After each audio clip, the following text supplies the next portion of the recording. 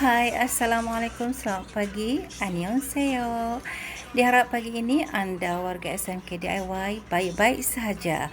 Bertemu kita pada hari ini sekali lagi dalam Bursa Minda dan Info Pagi di stesen teraputik anda, Cera FM.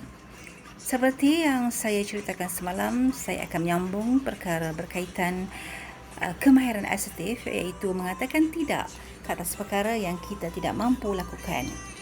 Apa kesannya jika anda berani berkata tidak? Yang pertama, dapat menyatakan batas kemampuan anda. Tuhan mencipta kita dengan fitrah yang tidak sempurna. Kemampuan kita terbatas untuk melakukan sesuatu. Contoh yang paling mudah lah, bab makan. Walau berselera mana pun, kalau kita tetap akan berhenti makan kalau perut kita kenyang. Kemampuan perut kita untuk menerima makanan ada limitnya. Kalau kita paksa juga, pasti akan menjejaskan kesihatan muntah atau sebagainya. Begitu juga dengan corak pemikiran, kekuatan dan kemampuan seseorang juga tidak sama antara satu sama lain. Jangan sampai kerana kita segan atau malu berkata tidak, akhirnya kita akan stres, kita akan kepenatan, sebersalah hingga kepentingan kita sendiri pun terbengkalai. Yang kedua, kita berani berkata tidak, maka kita akan terhindar daripada stres. Sebenarnya sangat tidak tenang melakukan hal yang kita tak mampu. Bertambah stres kita di bawahnya. Sebab stres itu hal yang sepatutnya mudah pun akan jadi susah. Namun seperti saya katakan semalam, kita mempunyai hak dan kewajipan yang Tuhan sediakan. Kalau di sekolah, hak seorang guru tak boleh kata tidak, mesti kena laksanakan. Dan hak anda dan kewajipan anda sebagai seorang pelajar tak boleh tidak, mahu tak mahu, anda perlu patuhi.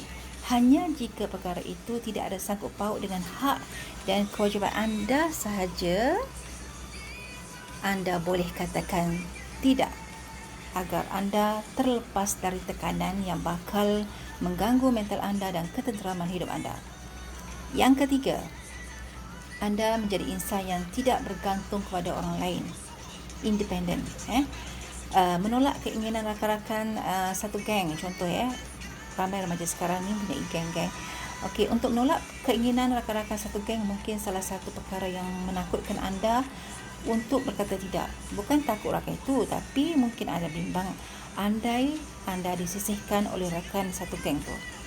Dengan berani berkata tidak pada perkara yang anda tak mampu lakukan, sebenarnya salah satu teknik untuk anda kenal siapa rakan anda yang sebenar.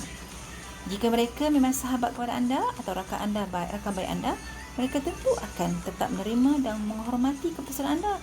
Jika tidak, faham je lah, anda tak nak berkawan pun bolehlah keputusan, tak ada masalah. Dengan berani berkata tidak, tak mahu, tak nak, secara tak langsung teman-teman anda atau rakan-rakan anda juga tentu akan memandang anda sebagai seorang yang independen atau tidak bergantung pada orang lain, tak mudah terpengaruh oleh apa-apa pun. Lama-kelamaan mereka akan lebih menghargai anda, kerana berkata tidak juga menunjukkan bahawa anda seorang yang lebih dewasa dan lebih matang. Apalagi jika penolakan anda disertai dengan alasan-alasan yang kuat, alasan yang kukuh. Tegas dalam menentukan pilihan merupakan ciri-ciri seorang pemimpin. Mana tahu sahabat-sahabat anda atau rakan anda itu nanti akan mengikuti sikap anda, sikap yang dewasa, sikap orang matang. Yang keempat, jujur. Berkata tidak terhadap segala hal yang bukan menjadi hak dan kewajipan anda akan melatih diri anda menjadi jujur kepada diri anda sendiri. Hidup anda menjadi lebih bahagia, lebih tenang, dan anda juga akan lebih fokus terhadap apa yang menjadi keutamaan anda atau perkara yang lebih penting dalam hidup anda. Bunyi itu macam selfish, kan? Macam pentingkan diri. Sebenarnya tak. Kalau kemahiran asertif ini memudaratkan pakar-pakar psikologi, tak akan menganjurkan kemahiran ini kepada kita. Pakar-pakar psikologi tak akan ajar kemahiran asertif ini. Secara tak langsung sebenarnya orang lain juga akan memahami dan mengetahui bilakah keadaan yang tepat dan sesuai untuk meminta pertolongan daripada anda. Yang kelima, kesempatan. Berani berkata tidak membuatkan anda mampu memilih masa ataupun memilih perkara mana yang menjadi priority atau menjadi keutamaan anda. Jangan takut hilang kesempatan kerana jika anda mengamalkannya lama-kelamaan, dengan sendirinya anda akan dapat menentukan bilakah saat terbaik untuk anda berkata ya pada perkara tersebut. Orang lain juga akan memandang anda sebagai orang yang berani tampil ke hadapan.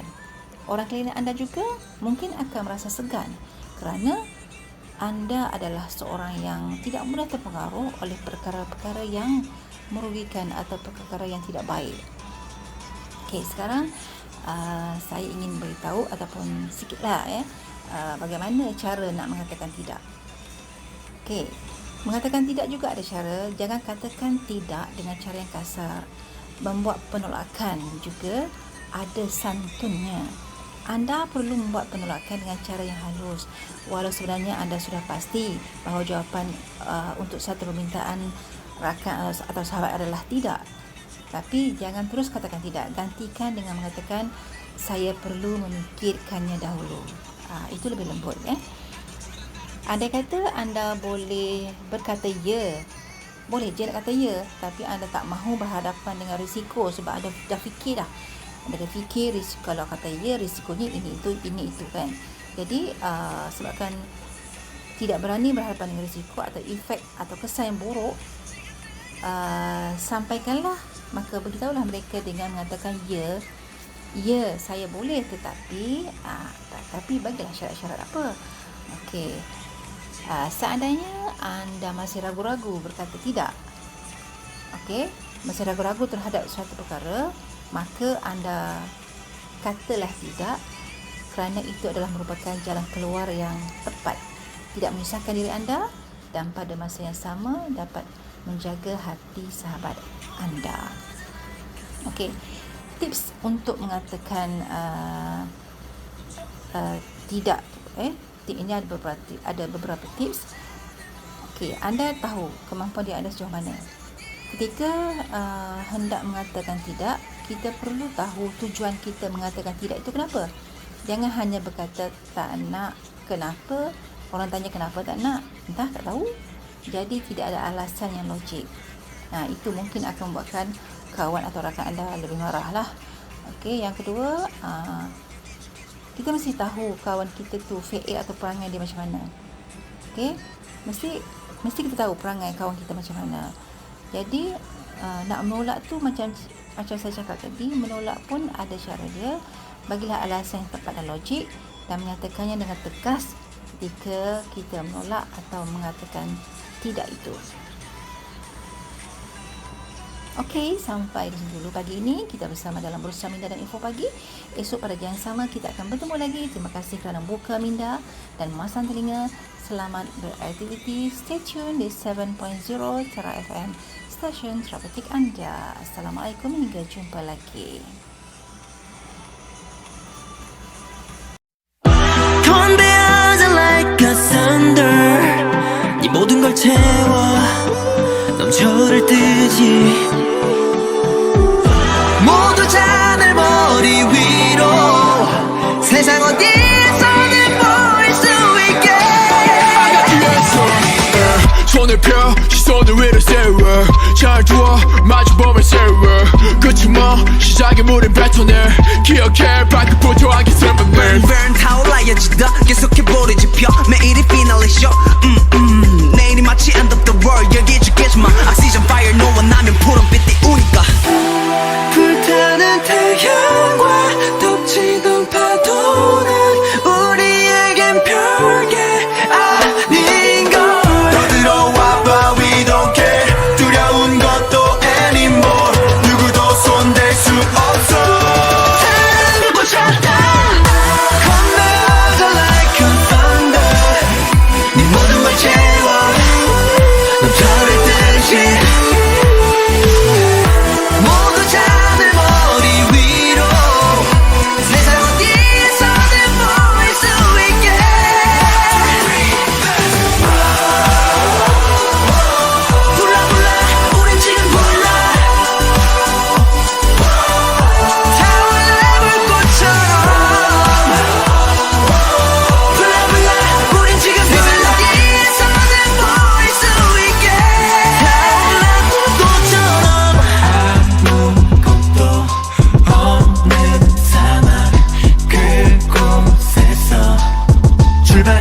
우리 시작 뜨겁게 그때 기억해 둥글게 모여담아 배서 형의 free 우리 세상에다 야유해 답이 없는 어둠 속구리에 존재를 밝혔네 불타는 태양